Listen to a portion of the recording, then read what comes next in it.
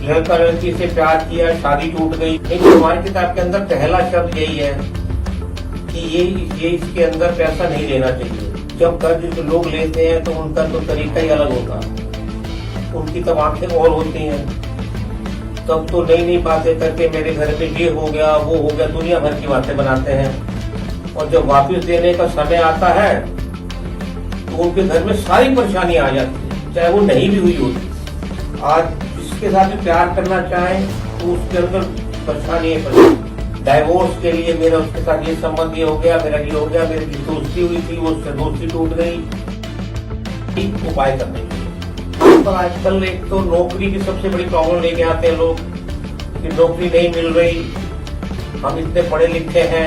11वें घर के अंदर सूर्य बैठ गया और उसने कोई छोटी सी गलती कर ली, जितना मर्जी पढ़ा लिखा हो जाए, जितनी बड़ी डिग्रियां कर ले, छोटी सी कोई गलती कर बैठेगा तो उसकी नौकरी में गड़बड़ होगी ही होगी। रुतबा बदलेगा, रफ्तार बदलेगी और शायद आपकी किस्मत की कहानी भी अब बदलने वाली है। नमस्कार दोस्तों, आप सुन रहे हैं हमारा खास पॉडकास्ट जहां हम बात करते हैं जीवन की उन परेशानियों की जिनसे आज लाखों लोग जूझ रहे हैं।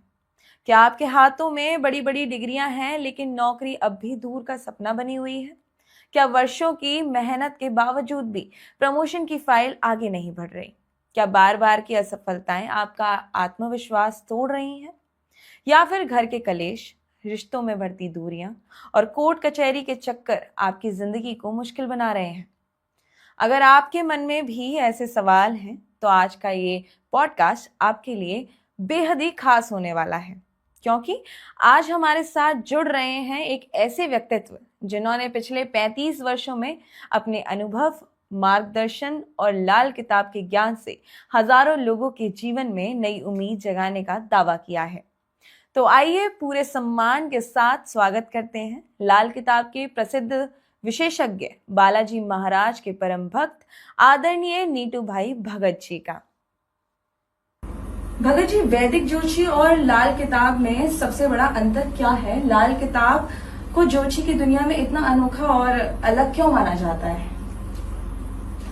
लाल किताब एक साइंटिफिक किताब है जी, जो कि बहुत पुरानी किताब है। 340 साल लगे थे जिसने किताब लिखी थी, वो 340 साल जिए थे और ये फारसी में लिखी गई है जी।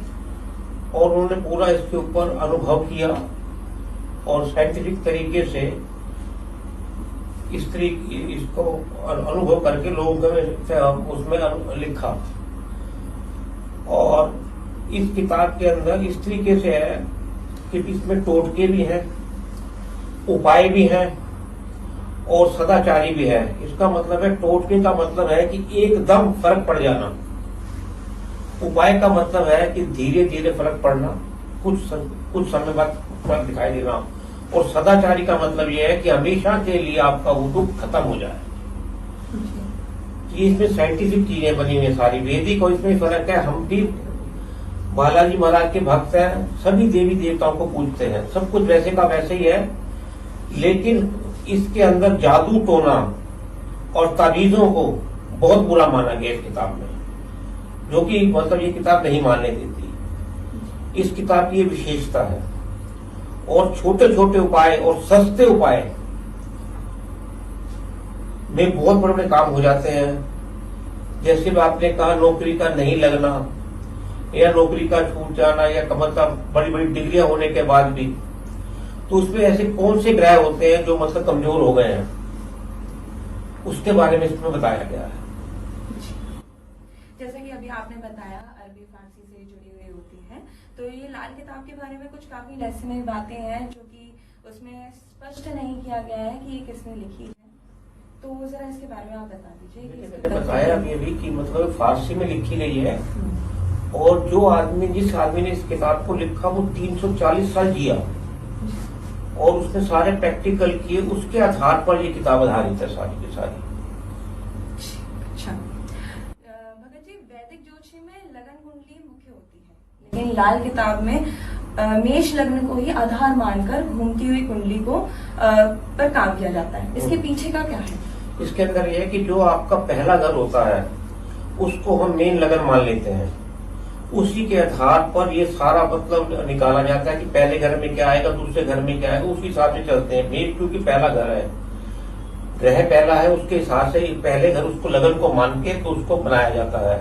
फिर इसके अंदर हम उसको करने के बाद फिर वर्ष फल भी निकालते हैं कि मान लो ये जिसने किताब लिखी उसने 120 साल तक का चार्ट बनाया कि अगर आपका मान लो अब जन्म हुआ है तो 15वें साल में वो ग्रह कहाँ पर पहुंच जाएगा, 35वें साल में कहाँ पहुंचेगा, उस हिसाब से इस किताब की रचना की गई है। जैसा कि भगत जी हमें सब बताया गया है कि लाल किताब में काफी सारे ऐसे उपाय होते हैं जैसे बहुत ही दिलचस्प होते हैं, अजीब होते हैं कि किसी चीज को पानी में बहाना, जमीन में दबाना। तो इस पे इन उपायों का इंसानी दिमाग पर कैसे असर पड़ता है, उनके ग्रहों पे कैसे असर पड़ता है? ऐसा है कि हर ग्रह का हर चीज से फर्क पड़ता है। सूर्य ग्रह जो है वो बहुत गर्म ग्रह है और चंद्रमा बहुत ठंडा ग्रह है। अब सूर्य तक पहुंचाने के लिए वो चीज जो है वो जमीन में प्रभावित दी जाती है और चंद्र को अपना उसमें प्रभावित करने के लिए वो चीज पानी में डाली जाती है। इस तरीके से इस उपायों का सब जगह कि कहां पर कौन सा इफेक्ट किस चीज का पड़ेगा, ऐसी किताबें बताई गई है उपाय इसके। अच्छा, जैसे लाल किताब में काफी चीजें ये भी बताई जाती है कि सोए ग्रह कैसे जगाएं और ये सारी चीजें। तो एक आम आदमी को कैसे पता चलेगा कि उसका कौन सा ग्रह सोया हुआ है? वो तो मतलब कुंडली के हिसाब से कौन सा जिस घर के अंदर ये घर पहुंच गया उस घर में ये कमजोर है या मतलब प्रभावी है, वो हमारी किताब के अंदर क्लियर मेंशन किया गया है। उसके आधार पर ही हम उनको उपाय बताते हैं कि इस घर के अंदर ये होने से ये घर कमजोर हो जाएगा। जैसे कि कहा जाता है कि लाल किताब के उपाय बहुत ही तेजी से यानी चंद दिनों में पूरे हो जाते हैं। इसके पीछे की क्या वजह है और इसके उपाय इतनी तेज रफ्तार से कैसे पूरे होते हैं? क्योंकि इसके उपाय इसलिए जल्दी मतलब कहने का प्रभावी होते हैं। इसकी खास कारण हमारी किताब के अंदर 43 दिन के अंदर उपाय का अवसर जो है मिल जाता है मैक्सिमम, और बहुत कम हो तो एकदम भी मिलता है, 4 दिन में भी, 96 घंटे में भी मिलता है, 27 में भी मिलता है, 47 दिन में मिलता है। इसका कारण ये है कि हर ग्रह 1 महीने के लिए उस घर में पहुंचेगा। जैसे 12 महीने हैं तो 12 राशियां हैं, तो ये घर हमारा कौन से घर में गया, 7वें घर में गया, तो 30 दिन तो ये हो गए और 10 दिन हम और आगे काउंट कर लेते हैं कि 40 दिन के अंदर इसका इफेक्ट होगा ही होगा। तो ये इसलिए प्रभावी हो जाते हैं और हमारा उपाय जल्दी इसलिए कौन सा ये ग्रह का ये उपाय करने से ये फर्क पड़ जाएगा। मान लो कि एक घर चंद्र है, चौथे घर में बैठा है और चौथे घर से मतलब कहने का कि 30 दिन का होता है। हम कोई भी चंद्र का उपाय करेंगे तो उसका इफेक्ट 30 दिन के अंदर होगा ही होगा, क्योंकि 5वां घर फिर बदल गया, वो 5वां महीना बदल जाएगा, तो इसे चौथे महीने को उसका अंदर इफेक्ट पड़ेगा ही पड़ेगा। जैसे कि लाल किताब में स्पष्ट है लिखा हुआ है कि निःशुल्क उपाय लेना मना है, तो ये ज्योतिषी कारण क्या है इसके पीछे कि इसका निःशुल्क उपाय लेना चाहिए? तो ऐसा होता है कि किताब पैसा जो उपाय कैसा करना, कुछ करके जाना, लेकिन उस धर्म के काम में ही लगाना चाहिए पैसा। निःशुल्क तो मतलब कहने का आजकल तो सब्जियों के ऐसा कुछ हो गया है कि हर चीज के लिए पानी, बिजली, सब ये खर्चे शुरू हो गए हैं। नहीं तो हमारी किताब के अंदर पहला शब्द यही है कि ये इसके अंदर पैसा नहीं लेना चाहिए, क्योंकि आजकल तो पंडित भी और लाल किताब वाले भी कई गुरु जी बन गए हैं, तो उन्होंने लेना शुरू कर दिया है। लेकिन इसका फर्क पड़ता है, इसमें ज्ञान में कमी आती है, ये हमारी लाल किताब बताती है, क्योंकि कर्म ही प्रधान है। ये भी हमारी किताब का पहला वर्ड है। ये एक बड़ा डर और फैला हुआ है कि जो उपाय करते हैं अगर वो उल्टा हो जाए या गलत हो जाए तो उससे काफी प्रभाव पड़ता है। हाँ, ये तो आपके अनुभव से कितना सच है? हाँ, बिल्कुल सच्ची बात है। अगर मान लो किसी का कोई घर प्रभावी है और आपने उसका ही उपाय कर दिया, मान लो कि मेरे को 2 रोटी की भूख है और मैं 4 रोटी खा लूंगा, तो बट नेचुरल कि मेरा पेट भी खराब होगा। सेम प्रोसीजर इस चीज का है कि जो घर आपका उच्च का है उसके उपाय नहीं करने चाहिए। जैसे लाल किताब में भी एक आचरण और परहेज दे रखा है, जैसे मांस, मदिरा, ये सब, तो उसके उपायों से भी ज्यादा जरूरी बताया गया है। ये क्या सिर्फ अच्छे आचरण से भी घर सुधारे जा सकते हैं? बिल्कुल, अच्छे आचरण से ही घर सुधरता है और अच्छे आचरण से ये मदिरा मीट मांस खाने से नुकसान होता ही होता है। किसी पशु पक्षी को खाना, हम उन्हीं के उपाय करवाते हैं। उन्हीं की वजह से हम कहते हैं कि गाय को ये चीज डालो तो ये आपका ये घर ऊंचा हो जाएगा, सूर्य को जल डालोगे तो ये हो जाएगा। वही चीजें हम अपना खाना शुरू कर देंगे तो गलत हो जाएगा। हाँ जी।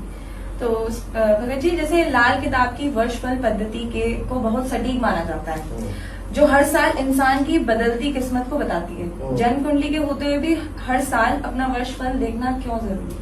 वर्षफल जरूरी है क्योंकि जो आपके लगन में जहाँ पर घर था वो उस वर्ष कहाँ पहुंच गया है, उस हिसाब से जिस घर में पहुंचा है उस हिसाब से उसका उपाय किया जाएगा, तभी उसका इफेक्ट होगा ना। इसलिए हर वर्ष दिखानी चाहिए, कुंडली के अनुसार ही उपाय करने चाहिए।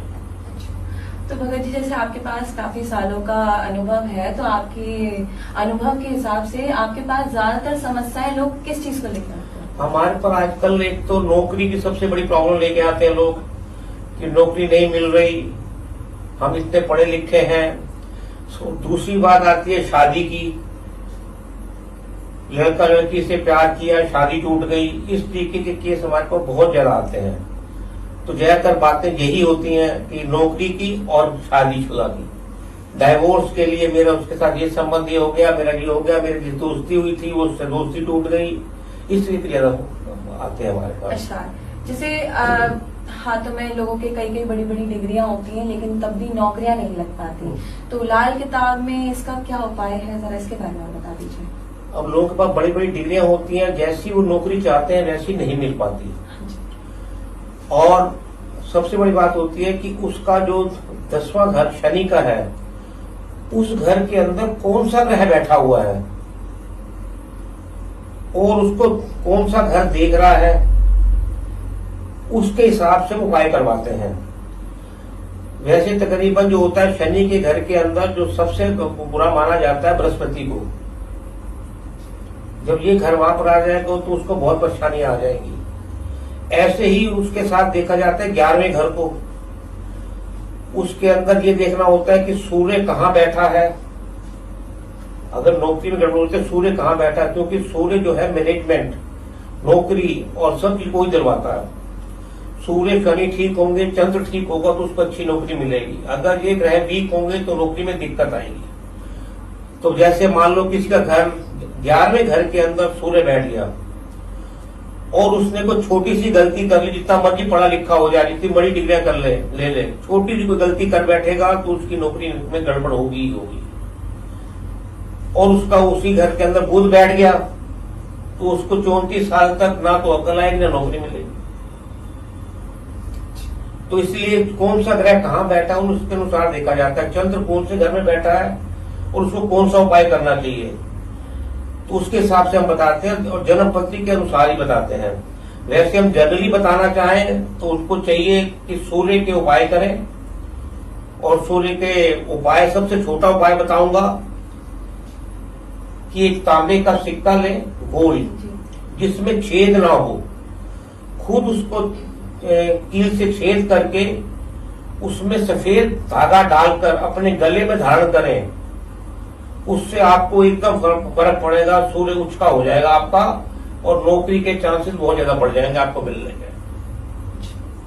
जैसे नौकरियों में कई वर्षों तक लोग लगे रहते हैं लेकिन तब भी उनकी प्रमोशंस नहीं हो पाते, तो आपके हिसाब से कौन सा ऐसा ग्रह है जो उनको रोक रहा होता है? इसका मतलब यह है कि उनका बृहस्पति वीक हो गया, मंगल वीक हो गया।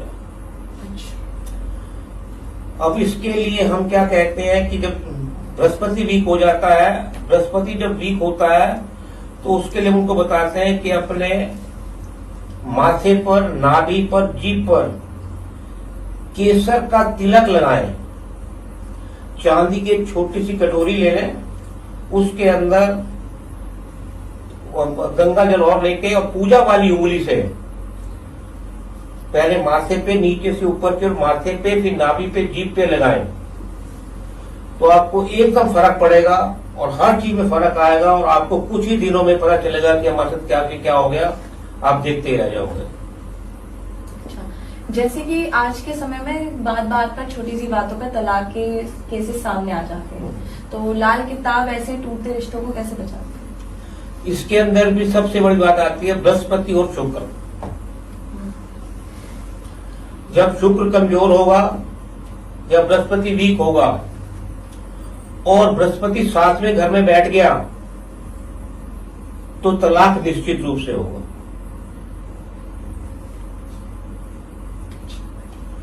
और शुक्र जो है 11वें घर में बैठ गया, वो एक आदमी के होते हुए दूसरे आदमी से संबंध स्थापित करवा देगा। तो इसके लिए लड़कियों को चाहिए या लड़कों को चाहिए, कोशिश करें कि पीले कपड़े धारण करें, नीले काले कपड़ों को अवॉइड करें और अंडर गारमेंट्स तक पीले डालें और 4 किलो चने की दाल लेके चलते पानी में प्रवाह करें तो एकदम ऐसा फर्क पड़ेगा उनको। ये जिंदगी में जो भी तोड़ फोड़ हो रही है, दोस्ती जो खत्म हो रही है वो नहीं होगी और अच्छे संबंध स्थापित होंगे। जैसे काफी माता पिता ऐसे होते हैं जिनके बच्चे बहुत जिद्दी होते हैं, उनका कहना नहीं मानते, तो उनके लिए कुछ एक आसान घरेलू उपाय बता दीजिए। देखो, बच्चों का जिद्दी होना, वो माँ बाप जो है मतलब पहले बच्चों को प्यार बहुत करते हैं, उनको लाड़ प्यार देते हैं, इतना लाड़ प्यार देते हैं कि वो हर चीज लाके देते हैं और उनके पास अगर दादा दादी आना शुरू कर दें तो सोने पे सुहागा। जो चीज माँ बाप नहीं दे रहे तो वो दे देते हैं। तो बच्चा इतना जिद्दी हो जाता है, फिर वो खाना खाने तक भी छोड़ देता, मैं खाना भी नहीं खाऊंगा, पहले ये चीज लाके दो। तो इसके लिए सबसे बड़ा अचूक और सटीक उपाय है, एक चांदी की चेन लें जो उस बच्चे की माँ है वो खुद पहने 96 घंटे के लिए और फिर वो उस बच्चे को पहना दे, तो बच्चा मतलब कहने का जिद करना छोड़ देगा और मतलब धीरे धीरे करके बिल्कुल ठीक हो जाएगा और मतलब कहने का बिल्कुल जैसे आम बच्चा होता है उस तरीके से करना शुरू कर देगा। ऐसा महिला की तब बताती है। जैसे चलता हुआ बिजनेस अक्सर काफी देखा है हमने कि ठप हो जाते हैं, तो उसमें ऐसा क्या है जो उनकी ये मंदी होती है या फिर नजर लग जाती है? इसका कोई एक समाधान आप बता दीजिए। देखो, नजर लगना मेरा काम नहीं चल रहा उसके ऊपर नजर, तो मंगल की बात हो गई कि पड़ोसी की नजर लग गई, उसने कुछ फेंक दिया, उसने कुछ करवा दिया, ऐसी बातें भी आती है हमारे पास कि मेरी तो जब से वो वहां से आया, जब से उसने घर में सामान भेजा तो मेरा काम बंद हो गया, तो उसमें तो मंगल हो गया। लेकिन काम बंद होने के कारण शनि का भी है। अब आप कौन सा काम कर रहे हैं, कैसा कर रहे हैं, किस तरीके से हो रहा है, तो उसके लिए जो उपाय होता है वो बताते हैं फिर उसके लिए। अब अगर उसके घर पे नजर लग गई है तो मंगल के उपाय कराए जाएंगे। तो मंगल के उपाय के लिए उसको चाहिए कि अपना बालाजी दरबार में जाए, हनुमान जी को उसमें जाए और 400 ग्राम पताशे हर मंगलवार को चढ़ाए, लेकिन वहां से प्रसाद लेकर वापस नहीं आना। अच्छा, ये बहुत बड़ी बात है, क्योंकि प्रसाद जो होता है मतलब हमारी किताब के अनुसार वहां से मतलब जो भी आदमी यहाँ प्रसाद चढ़ाता है उसको कोई ना कोई दुख परेशानी होती है। पंडित लोग क्या करते हैं, उसके अंदर प्रसाद डाल देते हैं और फिर उसमें से लिफाफे में डाल के आपके लिफाफे में डाल देते हैं। तो जो उसके संकट होते हैं वो भी तो आप साथ ले आए, वो उस चीज से तो बच गए, लेकिन एक और चीज नहीं अपना लिया आपने। जैसे काफी लोगों की समस्या रहती है कि उनके घर में पैसा तो बहुत आता है लेकिन वो टिक नहीं पाता, काफी लोग कर्ज में डूबते चले जाते हैं। तो आप इसके बारे में बताइए कि लाल किताब में इसका क्या मुख्य नियम है इसको बचाने का? देखो, कर्जे का हो जाना, कर्जा दिन पे दिन बढ़ते रहना और मतलब कहने का जब कर्ज लोग लेते हैं तो उनका तो तरीका ही अलग होता है, उनकी तब आंखें और होती हैं, तब तो नई नई बातें करके मेरे घर में ये हो गया वो हो गया, दुनिया भर की बातें बनाते हैं। और जब वापस देने का समय आता है तो उनके घर में सारी परेशानियां आ जाती हैं, चाहे वो नहीं भी हुई होती। और वो परेशानी अगर सुनने को आती है घर में, वो बीमारियां हमको सुनने को आती हैं जो हमने बीमारी कभी सुनी भी नहीं होती। तो इसके लिए एक हमने मतलब कहने का लाल किताब का एक बहुत बड़ा उपाय है। जब लोग कर्ज ले लेते हैं नहीं देते तो उसके लिए एक अनार, उसका जो कवर होता है अनार का, जो उसके 84 टुकड़े करके और एक कटोरी में ले लें और उसके अंदर दूध डाल लें और रात को सोते समय अपने सिरहाने रख लें, रात को सोते समय, और सुबह उठ के उसको पीपल के पेड़ के नीचे रख के आ जाए। तो जिसने उधार लिया होता है वो उधार देने के लिए उसका दिमाग काम करना शुरू कर देता है कि इसके पैसे वापस कर रहे हैं। ये हमारी आज का विशेष उपाय है। भगत जी, जैसे समाज में काफी मांगलिक दोष का डर बहुत फैला हुआ है, तो क्या ये सच है कि मांगलिक ही मांगलिक से शादी कर सकता है, गैर मांगलिक से नहीं? ये लाल किताब में इसका क्या है? लाल किताब के अंदर यदि पहला, चौथा, सातवां, आठवां या 12वां घर के अंदर मंगल होगा तो इसका मतलब वो जातक जो है वो मांगलिक है। हमारी किताब के अनुसार मांगलिक की शादी मांगलिक से ही होनी चाहिए। अगर किसी कारणवश वो नहीं हो पा रही है या गलती से लव मैरिज कर ली है तो उसके लिए उपाय है हमारी किताब में। उसमें क्या उपाय है कि 4 किलो गुड़ की रेवड़ियां लेकर उसको अपने ऊपर 7 बार वार कर हर वर्ष चलते पानी में परवार करें। और लाल किताब के अंदर ये बताया गया कि अगर मांगलिक बच्चा है तो उसके अंदर दिक्कतें भी बहुत है। यदि अगर मांगलिक की शादी मांगलिक से नहीं होती तो दोनों में से एक के तो पेट में दर्द रहेगा, दोनों में से, या दोनों में से एक की डेथ भी हो सकती है, या मतलब उनके जो औलाद होगी या मूर्ख या धूर्त तक होगी या होगी ही नहीं। ये मांगलिक दोष का सबसे बड़ा विशेष कारण है। इसके लिए हमने ये उपाय बताया, ये 4 किलो गुड़ की रेवड़ियां लेके चलते पानी परवाह करें और हर वर्ष करना चाहिए ये, तब तो ये मांगलिक दोष खत्म हो सकता है, अन्यथा बहुत मुश्किल है। लेकिन हमारी किताब इसके अंदर एक और भी चीज बताती है। वो कहती है कि अगर आपकी गलती से शादी आपने कर ली या मजबूरी में करनी पड़ रही है तो आप उसी लड़की या उसी लड़के के साथ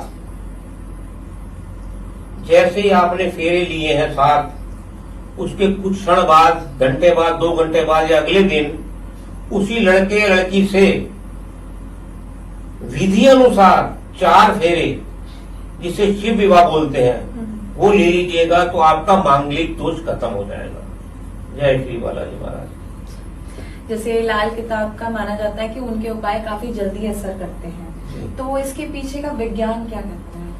मैंने आपको भी बताया कि हमारे जो उपाय हैं एक तो बहुत सस्ते हैं और सबसे बड़ी बात है कि ये ऐसा काम करते थे। पहले लोग पुराने होते थे, टोटके होते थे उनके पास, आपके पेट में दर्द हो रही है, आप अजवाइन खा लीजिए तो कुछ देर बाद ही आपको फर्क पड़ता है। यही हमारी किताब का विशेष वो है, इसी से एकदम फर्क पड़ता है और इसी तरीके के हमारे उपाय हैं। ऐसे ही शनि, राहु, केतु के सारे उपाय, जबकि हमारी किताब के अंदर ये क्लियर मेंशन किया जाता है कि ये करने से ये ग्रह यहाँ पहुंचेगा और आपको ये तकलीफ बंद हो जाएगी। तो क्लियर मेंशन किया हुआ है, इसमें कहीं पर ही छुपाव नहीं। और हम कहते हैं कि हमसे पूछा जाए कि ये करने से अगर चंद्र यहाँ पहुंच जाएगा तो क्या करेगा यहाँ, तो हम कहते हैं हमसे पूछो, तभी हम उसको आपको तरीके से बता पाएंगे ना। ये घर यहाँ पहुंच गया तो ये करो, ये पहुंच गया तो ये करो। ये हमारी राजता की विशेषता है।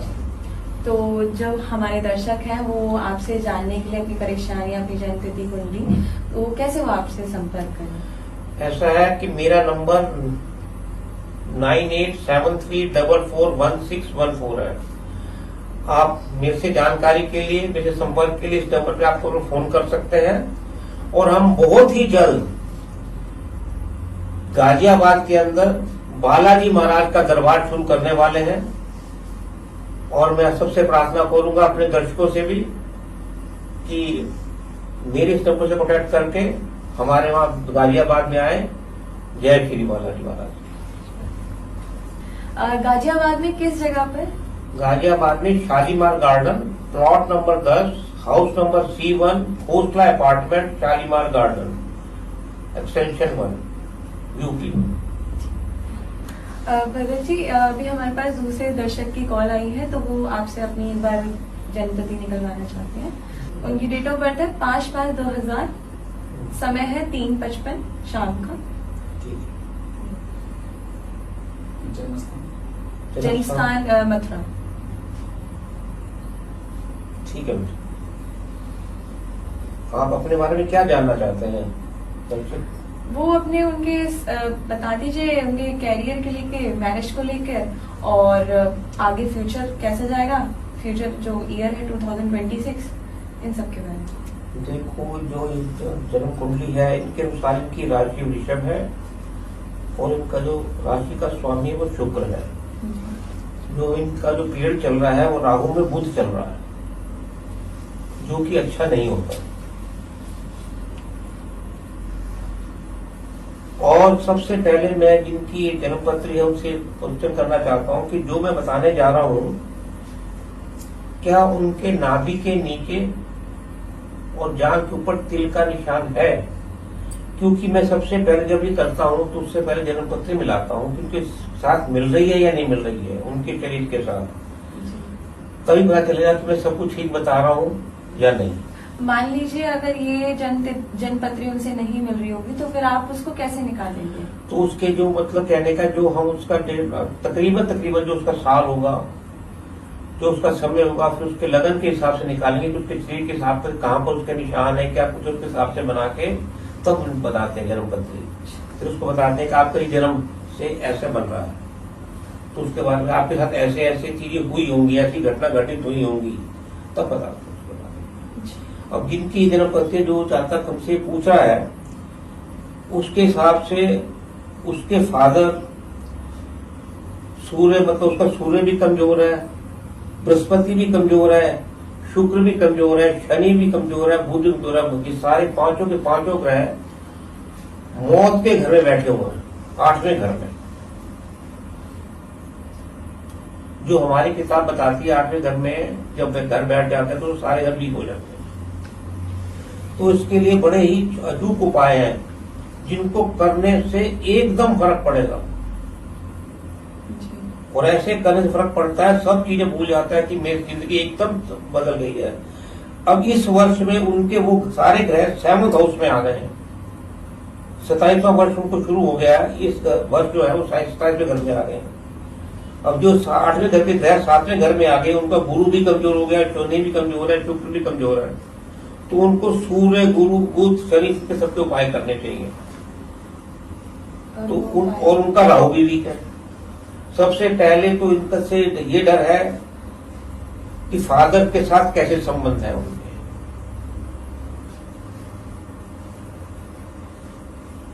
उनका जीवन फादर के साथ कैसा है। शनि भी उनका वीक है। शुक्र मतलब जो उनकी जीवनी है सारी जिंदगी, आज जिसके साथ भी प्यार करना चाहे तो उसके अंदर परेशानी है, परेशानी।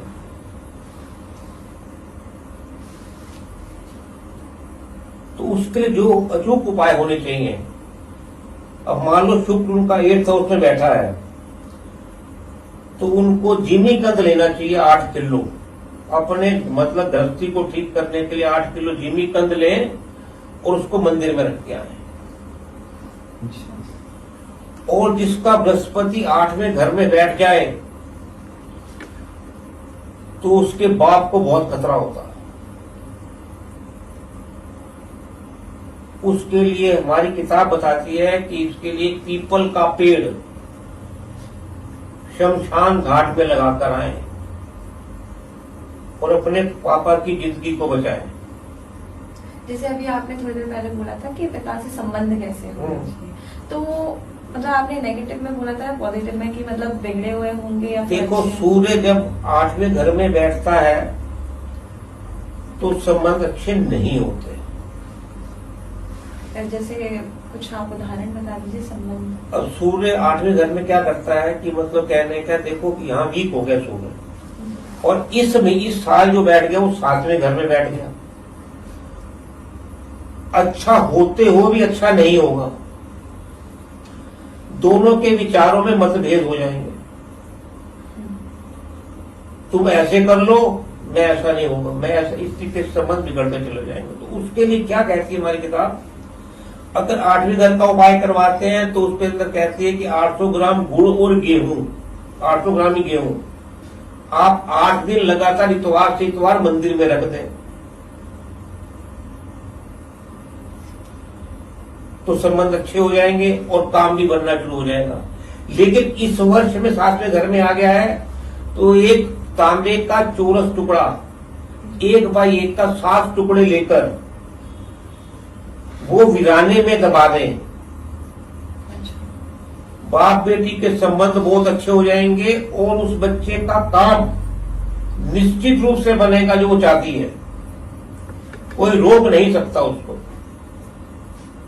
इसीलिए मैं कह रहा हूं छोटे छोटे उपायों को करने से इतना फर्क पड़ जाता है। इस जन्मपति जिसकी भी है उनको चाहिए मेरे से आके अलग से मिले, उसको मैं छोटे छोटे उपाय लिख के दूंगा और करे, और निश्चित रूप से उसकी जिंदगी चेंज हो जाएगी। मैं दावे के साथ कह सकता हूँ। जय श्री बालाजी महाराज।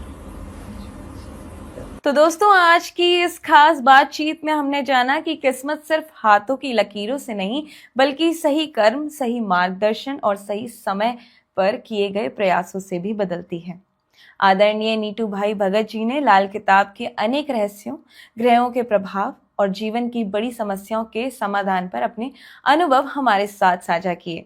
उम्मीद है कि आज की यह चर्चा आपके जीवन में नई सोच, नई उम्मीद और नई ऊर्जा लेकर आई होगी। अगर आप भी करियर में रुकावट, व्यापार में नुकसान, पारिवारिक कलह, वैवाहिक समस्याओं या किसी अन्य परेशानी से जूझ रहे हैं, तो निराश मत होइए।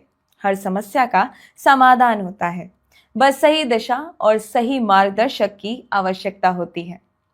भगत जी, आपका बहुत बहुत धन्यवाद कि आपने अपना अमूल्य समय निकालकर हमारे दर्शकों और श्रोताओं को इतना महत्वपूर्ण ज्ञान प्रदान किया। और दोस्तों, अगर आपको आज का ये पॉडकास्ट पसंद आया हो तो इसे लाइक करें, चैनल को सब्सक्राइब करें और अपने दोस्तों और परिजनों के साथ जरूर शेयर करें। हो सकता है आपका एक शेयर किसी की जिंदगी में उम्मीद की नई रोशनी बन जाए। मैं श्रेया ठाकुर आपसे विदा लेती हूँ। मिलेंगे जल्द ही एक नए पॉडकास्ट, नई चर्चा और नई प्रेरणा के साथ। तब तक मुस्कुराते रहिए, आगे बढ़ते रहिए और अपने सपनों पर विश्वास बनाए रखिए। जय बालाजी महाराज की। नमस्कार।